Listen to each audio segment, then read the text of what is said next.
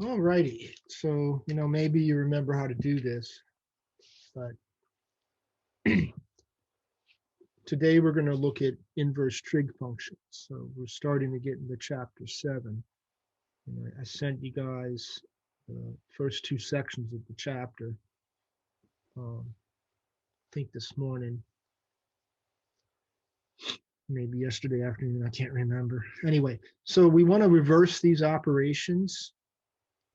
So right now, the functions are stated in function notation. So input the x, and you do the operations on the x. The output we refer to usually as the y value.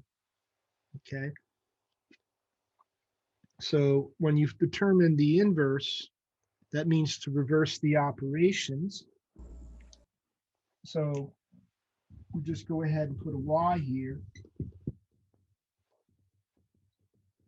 So we want to change the original function and solve for x in terms of y. So that way we'll change this so that we can do the operations on the y to determine the x that we originally put to the function. Okay, so now at this point we're just solving for the variable x. So put a 1, then you cross multiply.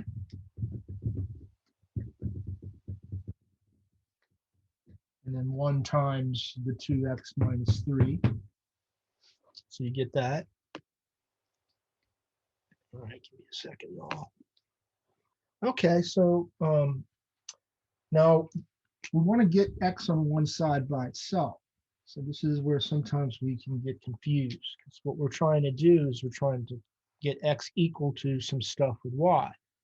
So these two terms need to be on the same side of the equation.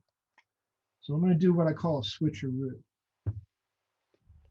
right? So if you add to both sides, when it's going to be plus over here. If you add to both sides, it's going to be plus over here. So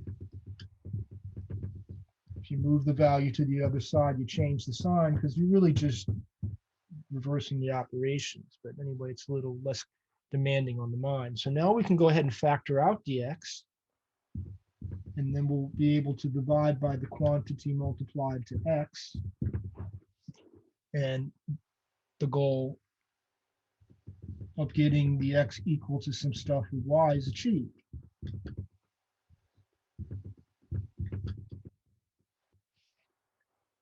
Okay, so now if we want to, we can replace the y and do the operations, and then we'll get the x. And then that x we could put back into the original function, and that'll get the y.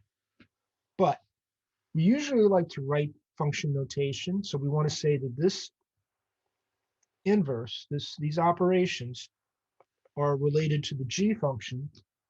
But since it's the inverse, we put a little -1 up there.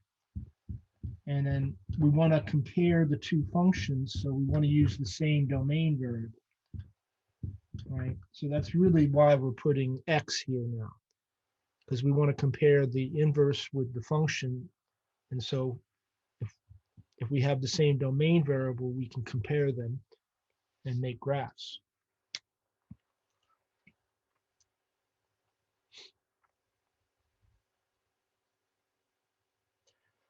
Okay, so notice if you put a 1 in for x in the original function, well, that would become 2 minus 3 over 4 minus 3, which is -1.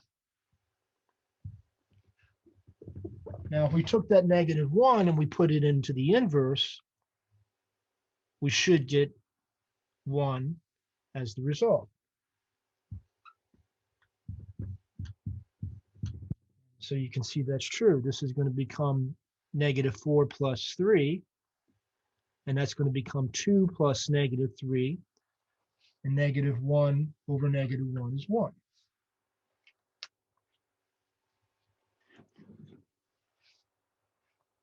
Now, with this particular function, the inverse is also a function, and that means whatever number we put in is always going to result in one and only one output.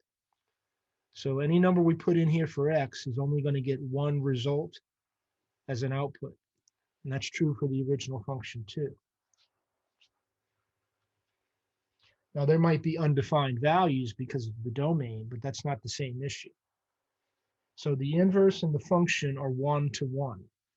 Each input value results in one and only one output value. That's not true for all kinds of things, and so we'll look at that very shortly when we get to the next one, the h function.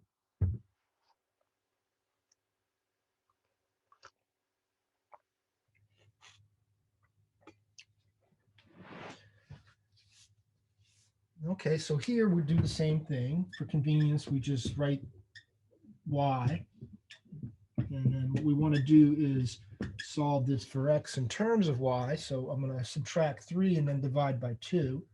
So I'm going to do a double step right here.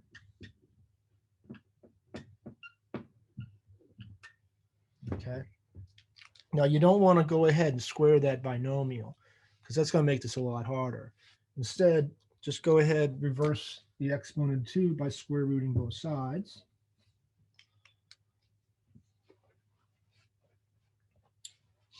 Okay, and so then we'll have x minus 4 equal to, and when we take the square root in the process of solving a problem, we put a plus or minus.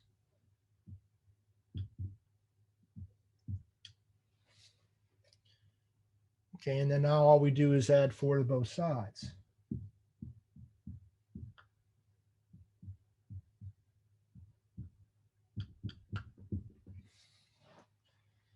Okay, so now we have x in terms of y. Now in this particular case, we put a plus or minus because when we were rearranging this equation, we took the square root of both sides, so putting a plus or minus would have been something we had to do for that reason.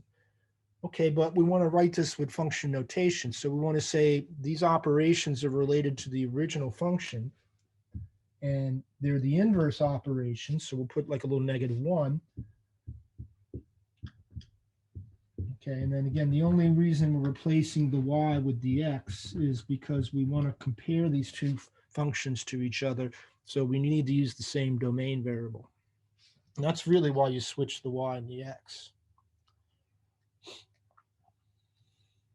Okay, now when we analyzed the g function and its inverse, we found that they were both 1 to 1. Each input value was always going to result in one output value. So when we did the inverse, we got back the original 1 that we put in for the original function. Okay, let's see what happens with this one. Let's say x is 5. Now I'm just picking 5 because 5 minus 4 is 1. That's easy. Okay, so 5 minus 4 is 1. 1 squared is 1. 3 plus 2 times 1. So when x is 1 in the original function, we get a result of 5.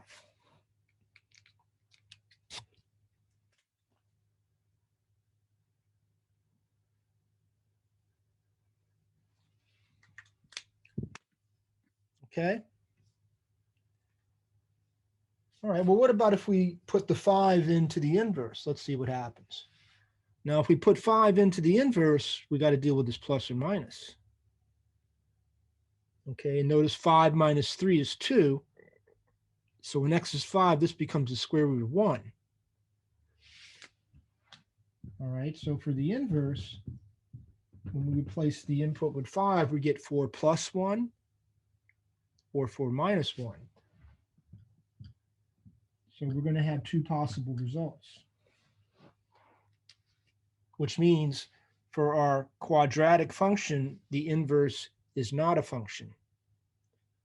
Each input is going to result in 2 outputs unless it's at the vertex. It's the only, because then this would be plus or minus 0.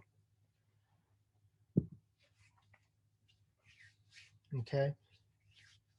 So not all inverses are functions, and that just means that each input might result in more than one output.